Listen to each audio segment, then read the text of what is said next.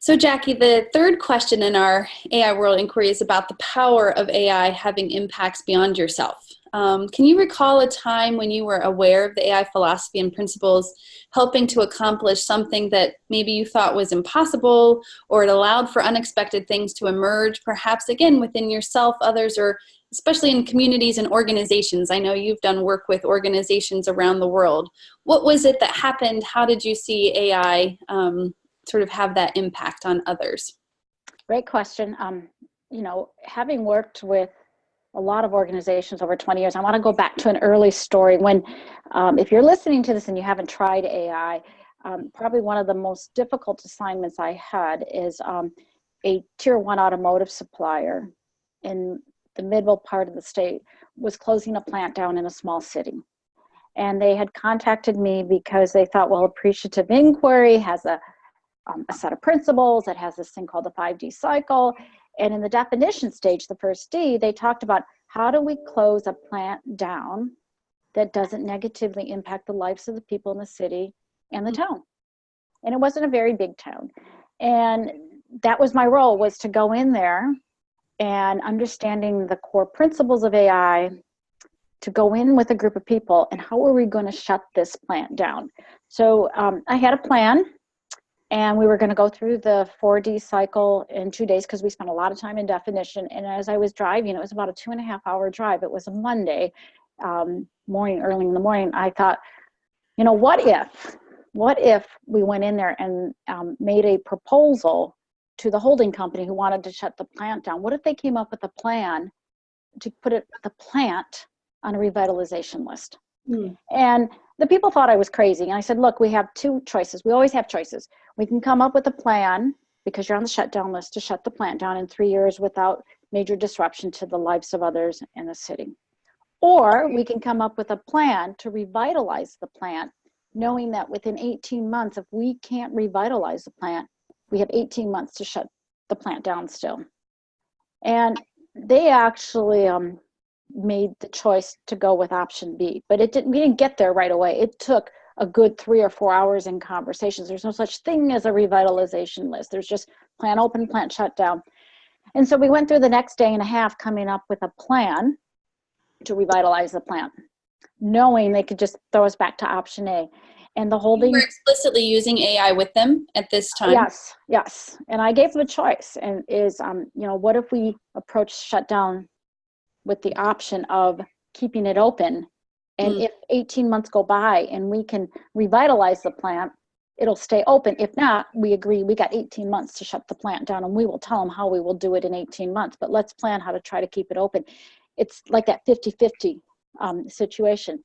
So that's how we decided how we would move forward together. So we spent the next day and a half coming up with, you could call it a plan, a revitalization plan. There was no such list as a revitalization list.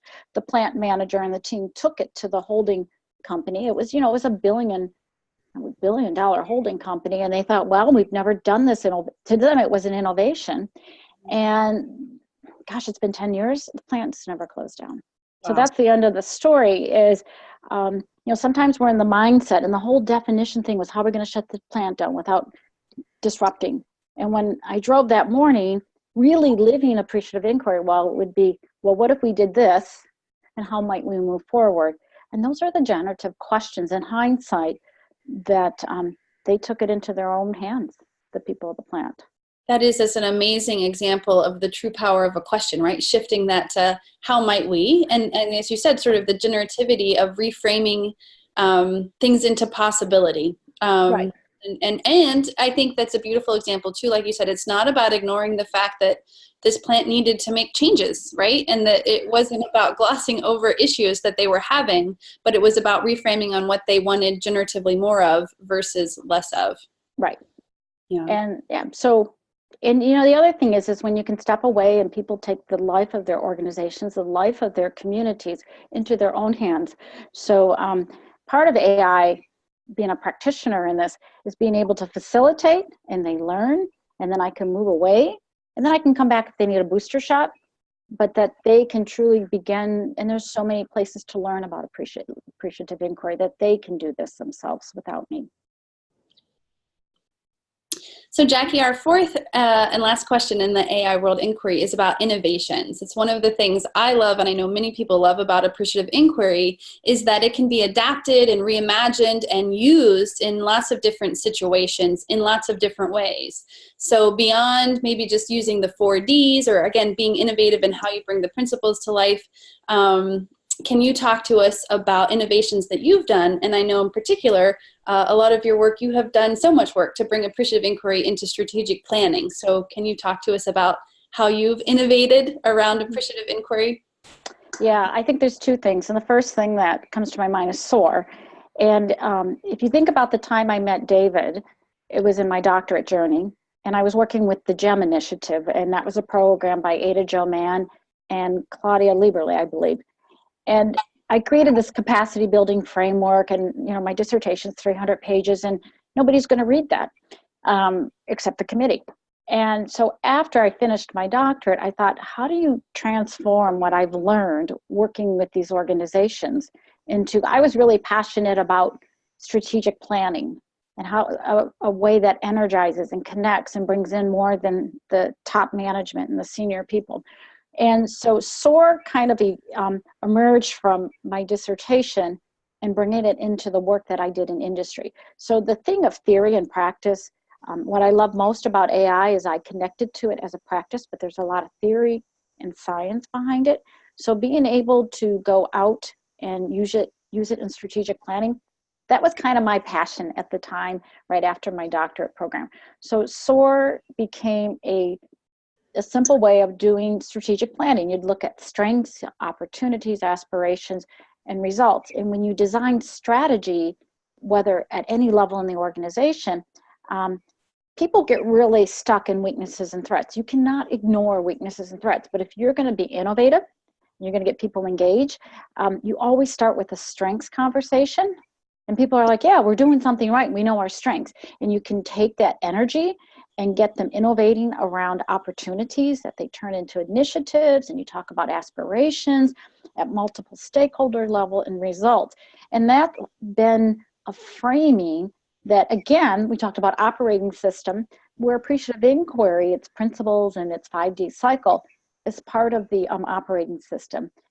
So when you look at SOAR, it was designed for strategic planning, but now people use it for strategic thinking, strategic leading. And the other innovation that's really important is I'm a firm believer in the 5D cycle, which is a methodology of applying an appreciative inquiry. And AI has principles and practices. But sometimes when you're working in organizations, the language didn't fit, the discovery, the dreaming, the design, and the destiny. So along the way, there's options. Remember I said you have choices. And some people like the words, we're going to do an inquiry, and it's going to be about imagination and innovation and implementation. They mean the same things as the 4Ds. So really think when you're creating innovations, what works for the market or the industry that you're working with. So SOAR is still in its infancy, but like David has taught us, and Ron Fry, and I think about our colleagues and community, is to keep things out there so people will uplift it, adapt it, and use it. And I really do think appreciative inquiry is the AI that we need to spread throughout the world so that people think about thriving and flourishing and ways to treat each other. So the environment works for everybody. I love that. I love the from SOAR, and I love the reminder of importance of language with the 5 I's, whether it's the 5Ds or the 5 I's. It's the same. I mean, it's sort of, yeah, it's how are you bringing that, like you said, that operating system to life in different ways, which again, I want to showcase your new book that is just out with Conversations Worth Having, which is you're bringing and showing people how to bring this work to life in conversations. Is there anything you want to just give us a highlight of that? That's an innovation too. So the innovation in there was like the aha moment you have in life after 22 years of working with AI is, if you wanted to take AI and impact, not just strategy, nonprofits, the one thing we do all the time in our minds and with others is conversations. And the innovation was, how do you take appreciative inquiry? How do you take those principles and bring them into everyday life? And so it was working with conversations worth having. Steve Parasante was coaching us. He's like, you know, Sherry and I had 4 practices. He's like, no, 2. That's all you get is 2 practices.